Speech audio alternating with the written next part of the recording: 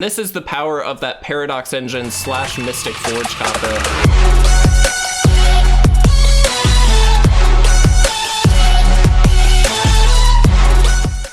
What's up, guys? If you'd like to support our content and pick up this month's amazing proxy rewards, please check out our Patreon page at patreon.com/itresolves. What's going on, guys, and welcome to some more historic gameplay. Today we are going to be testing out some mono brown. I absolutely love this list. This is one that's been around for a little while, but I'm trying out a slightly different configuration, kind of throwing in some Paradox Engine shenanigans.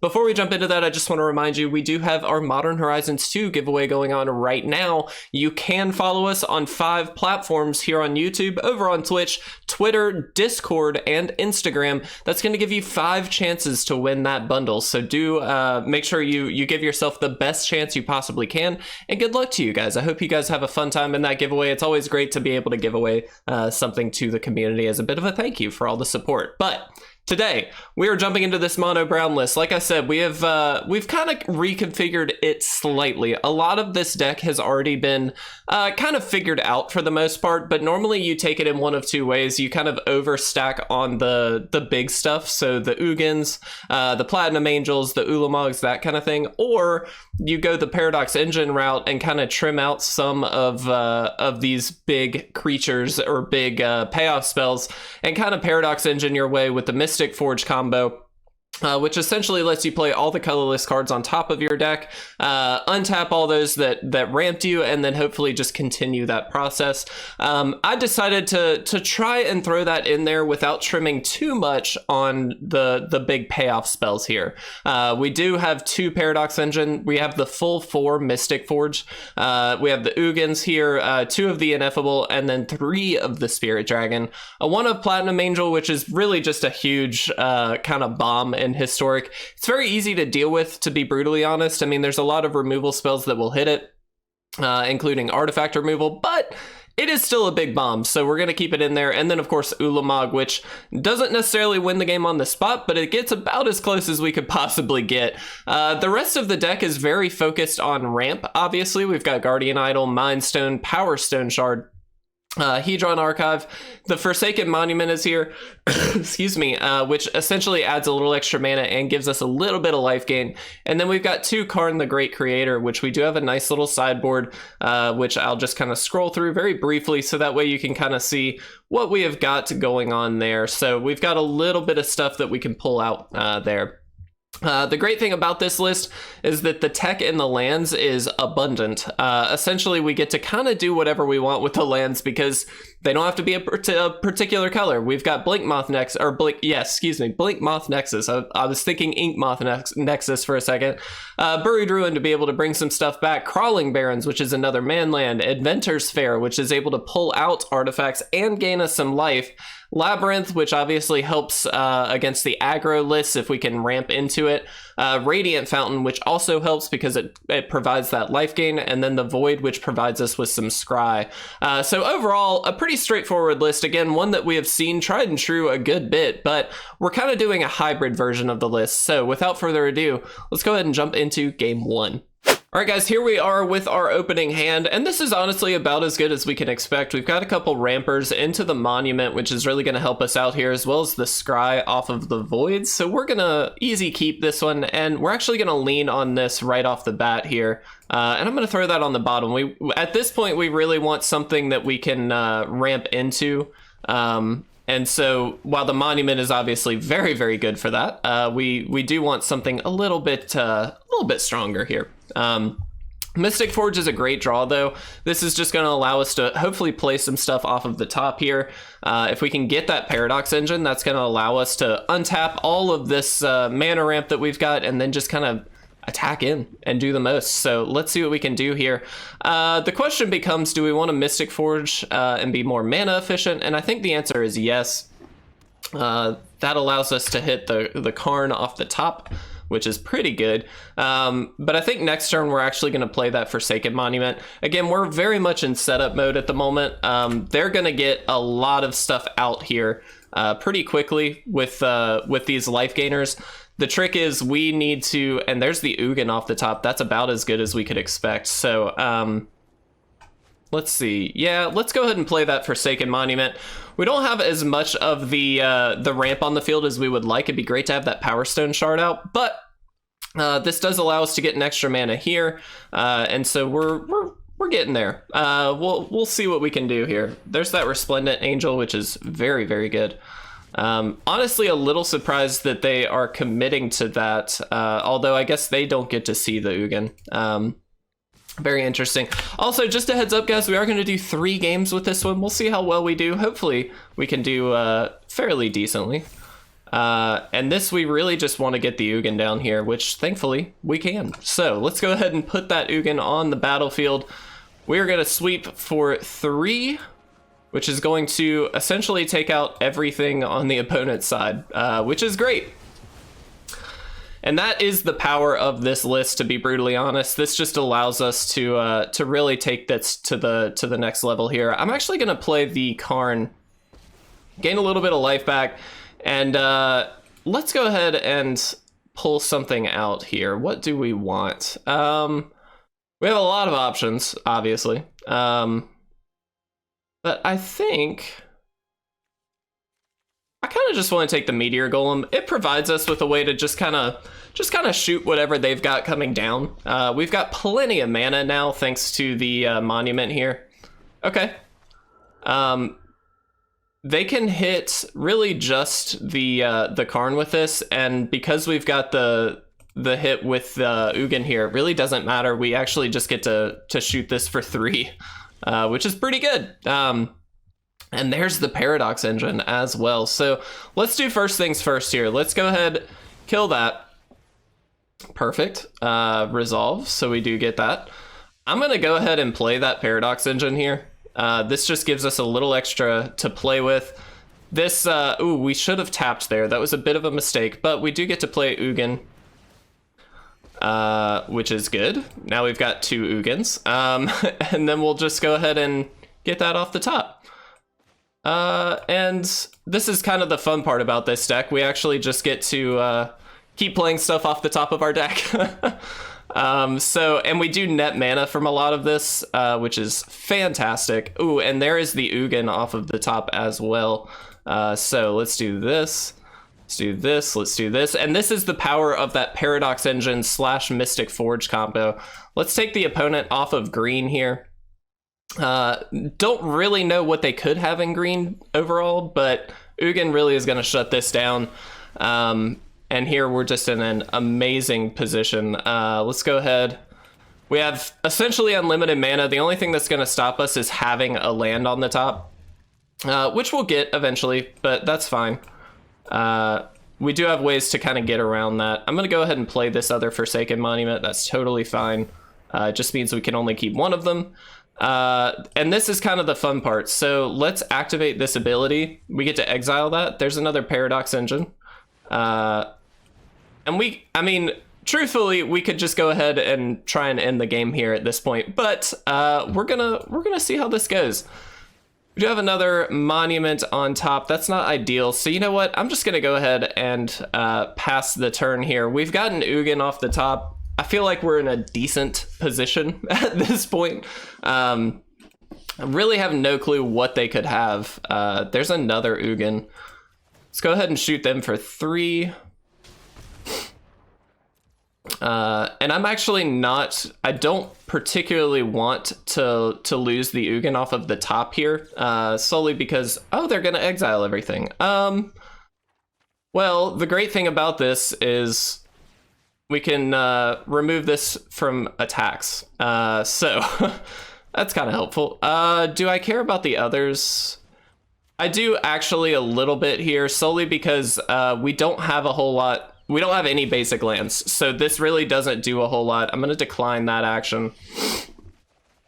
We do still get the cards off of the top, which is great. And I don't want to lose this off of the top, so I'm just going to pass. We got a really good card on top. I'm going to leave it there, and we'll see how this goes. But that was a very clever settle the wreckage, but thankfully, again, these labyrinths, this is the great thing about this deck, is the tech that you get from it is just amazing. Absolutely amazing. Okay, there's an Inventors Fair off the top. Let's go ahead, hit him for 3. Let's go ahead and do this to get that Inventors Fair off the top. And we're just gonna attack in. If they have another hit here, that's fine, but they don't, which is amazing. And there we go. So next turn, we pretty much are guaranteed to win this game. That's kind of the nice part about it. I appreciate the opponent kind of doing the best they can to hang in, though. I like that. What do they hit? Just one of these 4/4s or any of these? I mean, it doesn't really matter. They're going to hit a Mystic Forge. That's fine. We could have, worth noting, we could have kind of spiraled into more like Ulamogs and that kind of stuff. We just don't need to. We go ahead and hit for 3 here. Go ahead and get our guy. And I'm just going to go ahead and attack in. This gets all the rest of the cards out of their deck and deals plenty of damage. And that's game 1 done, guys. Let's go ahead and jump into game number 2.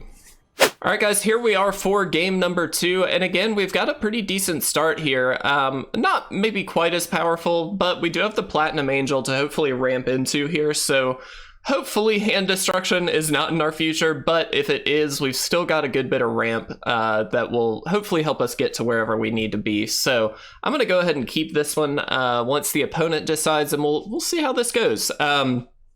This is a little bit more of an interesting, this is obviously very dependent on the Platinum Angel kind of landing, and that's kind of the trick with this one. You do really have to be careful with that Platinum Angel. We saw Settle the Wreckage in the game 1.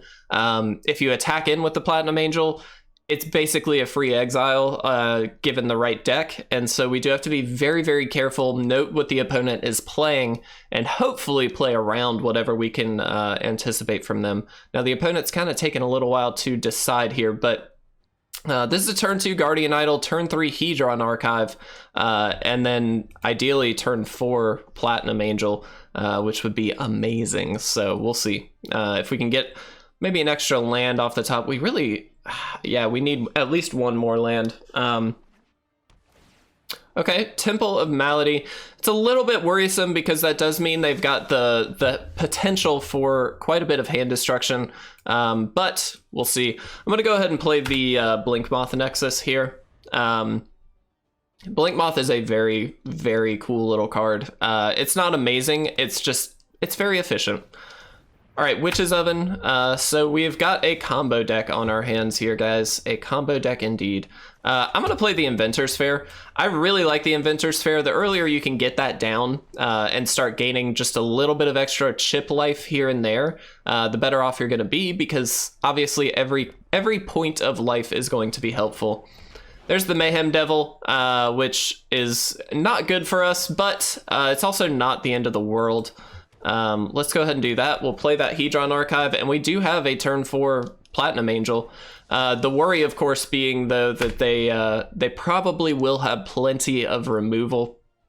So we'll see how this goes. We will see. They also probably have is Kolaghan? I believe Kolaghan's Command is in Historic now, which is a bit scary because that's going to be a very solid answer to a lot of our deck. It does just destroy an artifact, makes us discard a card, kind of does everything you need it to do. We do have the Crawling Barrens as a backup and a Buried Ruin as a way to bring back that Platinum Angel. So worth noting, we've got some long-term plays here as well. And hopefully we can burn some removal with that Platinum Angel play. So we will we'll see how it goes. As long as they don't exile it, that's kind of the only downside here. But Buried Ruin is obviously very, very good in this situation. There's an Ugin. So they can just sack this with the in response to the trigger here, but I actually kind of think that that's okay. So if we do this, 1 2 3 1 2 3 4, so that's not enough. They can just Village Rites, which I assume they've got, but I'm gonna Ugin the Ineffable here, and I'm gonna force them to do something with this Mayhem Devil. I want them to get rid of this as quickly as they can, or as we can force them to. Worth noting, we do get to play the Powerstone Shard, which we probably should have done off the face here, but They're going to kill the Ugin, of course. Yeah, that was a bit of a misplay on my end. We should have played the Powerstone Shard first. My bad, 100%. I wasn't even thinking about the cost reduction, so that was just on me. But that would have started the life game process with the Inventors Fair as well, which would have been really, really good. But regardless, we got him to get rid of that Mayhem Devil, which was going to be a problem for us long term. And there is Corvold. Very, very powerful card, of course. They obviously get to sacrifice a food token here, which is very, very good. And now I'm really wishing, honestly, that we had played the Ugin this turn, so we could have taken care of that. So definitely a bit of a misplay on my end. But we should be okay. I'm going to get that Buried Ruin out there now. If we do this, that's 1, 2, 3, 4, 5, 6. So it's not quite enough. So I think we just play the Platinum Angel, force them to either get rid of it, or, you know, figure out a way to around it, and then we Buried Ruin to bring it back if they do. So we'll see. But this is essentially a free play because they have no mana up this turn, so some positive there. I'm very curious to see also. You know, Corvold is a very, very powerful card, but it gets more powerful the more permanents they sack. They don't really have a lot of permanents they're going to want to sacrifice at this point, which is okay. But there's that Blood Chief's Thirst. Makes a lot of sense. But again, we've got the Buried Ruin to kind of bring that back. All right. They do have to sacrifice another permanent here, just a heads up. That's the only big downside to the Corvold deck, is that Corvold, while extraordinarily powerful, don't get me wrong, it does kind of force you to get rid of your own resources here. So Corvold is a bit of an all-in strategy, albeit a very good one. Let's go ahead and gain a couple life here. So the question becomes, we can Powerstone Shard and Mystic Forge. We could Mystic Forge first, which, whoops, okay, well, we're doing that. I didn't actually mean to do that, but that's okay. There's a Powerstone Shard, which we're gonna play. We're just gonna kind of run out as much as we can, since it looks like we have at least a turn, and this is gonna start the Inventors Fair. We might even be able, let's see. So we're not going to be able to get the Forsaken Monument down this turn, but this does give us quite a bit of mana for next turn, which is just ideal. And again, this does put the Platinum Angel back in our hands, so worth noting there. And we'll just pass. As long as we can survive 1 or 2 turns here, we might be able to stabilize. We wanted to get that Mystic Forge down because truthfully our answer to this Corvold is one of our Ugins, or an Ulamog. Either one, we now have the mana to play, which we did not before. Whoops. And so I wanted to make sure that we did the best thing that we could to get there. But look at all this mana, guys. I mean, we've got tons and tons of mana. All right, this is scary because now they have increased their clock significantly. All right. Yep, that's fine. They sack another permanent. Curious to see which permanent. I assume just a land. Sure. Yep. Ugh, does so much. Yeah, that's fine. Hit for 7. Can they kill us this turn is my question. I think they can, because they put all the counters on Corvold. So yeah, I think they just kill us this turn. Oh man, I think we were a turn away from being able to really make this work. But yeah, they sacrificed the food, and they've got us, guys. So I'm going to go ahead and concede this game. We'll go ahead and jump into game 3. All right, guys, here we are for our third and final game. And I kind of like this hand. It's very rampy. Would love a couple extra lands here, of course, but we get to scry off of the first one, and Inventors Fair is perfect. Let's keep that on top. Next turn, we can drop either Mind Stone or Guardian Idol, most likely the Guardian Idol, so then we can follow that up next turn with some good stuff. I expect them to take either the Monument or the Ugin. The ramp is good because it helps us get there, but we've got so much of it that I just don't think that that's the correct play. We'll see. Yep, there's the monument. That makes a lot of sense. Let's go ahead and throw that out there. We'll get a Guardian Idol down, and we'll see how this goes. This is the deck that we generally struggle against. Any kind of hasty stuff that along with it has that hand destruction is tricky for us. But all that to say, we could theoretically get somewhere with this one. So let's play the other Guardian Idol since we know we can't play anything else. And then this way we've got quite a bit of good stuff here. This Ugin the Ineffable is very, very good with the Mystic Forge, by the way, because we really just get to kind of freebie throw stuff out there. Ooh, there's the Forsaken Monument as well. Says damage to any target, so that's a little tricky. Okay, so what's the best play here? We can throw this out there. We can then Mind Stone.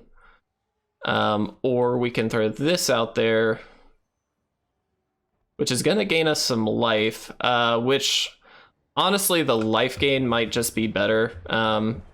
We're going to lose the Ugin because they do have the Thoughtseize. That's kind of the downside here.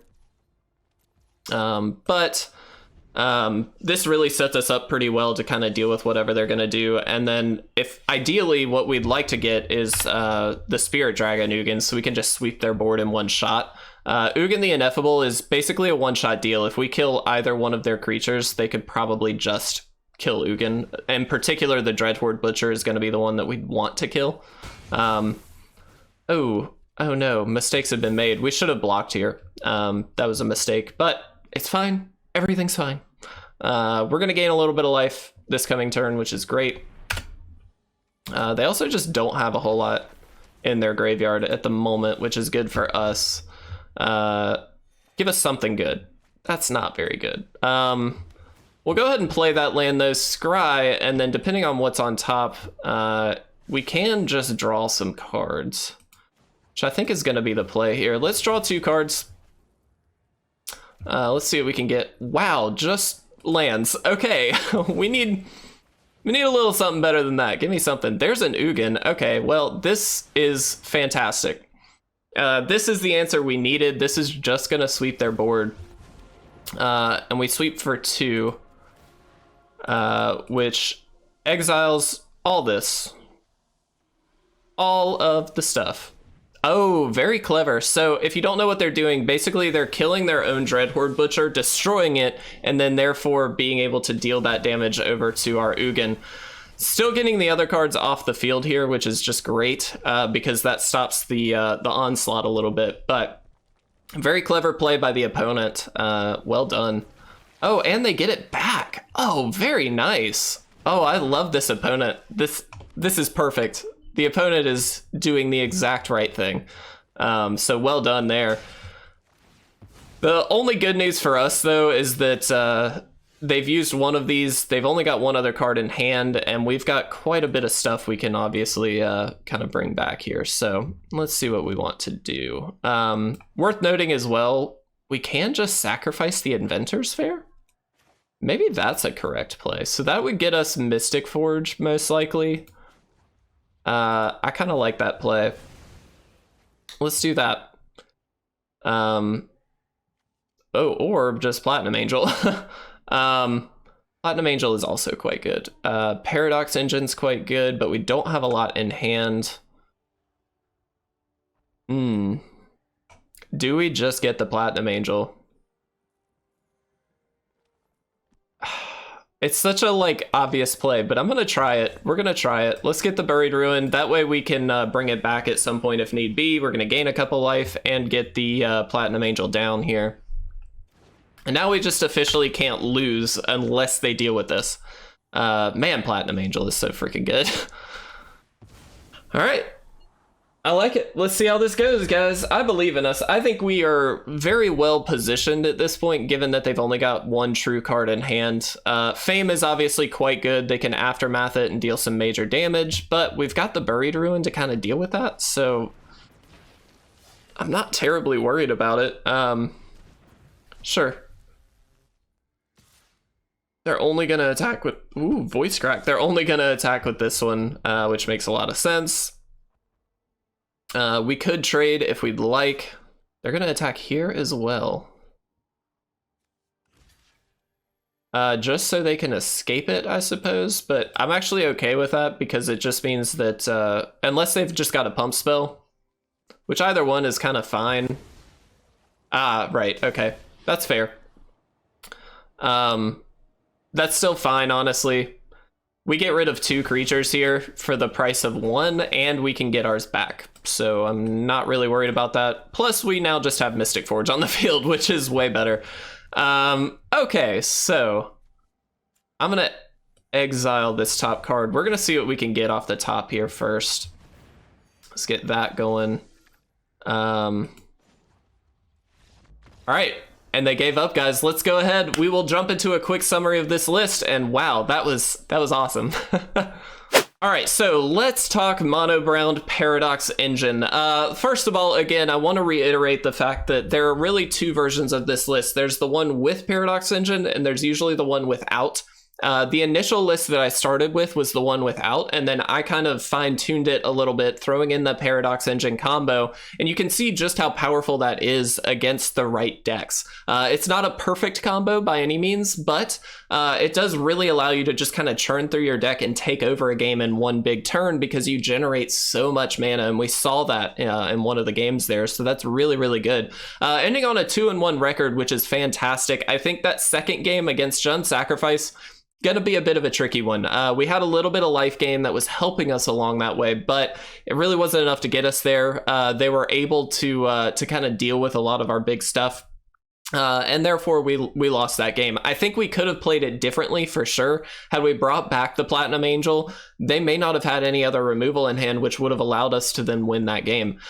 So I think we definitely misplayed there. I think we could have done a lot better. However, overall, a 2-1 record for a deck like this, fantastic. If you're interested in just artifact synergies, colorless kind of synergies, this is an absolute powerhouse deck. This is a tried and true classic now in Historic. We've seen this one around for quite a while, and for good reason. It's stuck around for very, very good reasons. So enjoy it, guys. If you haven't played this list, please give it a shot. It's a very, very fun one. I really hope you enjoyed this video. Make sure to, again, enter that Modern Horizons 2 giveaway. We are giving away a free bundle. The winner will be announced on June 25th. Additionally, please make sure to check out our Patreon if you'd like to support our content. We really do appreciate any and all support. It means the world to us. So thank you guys so much. I really appreciate it. I'll see you again soon for another gameplay video.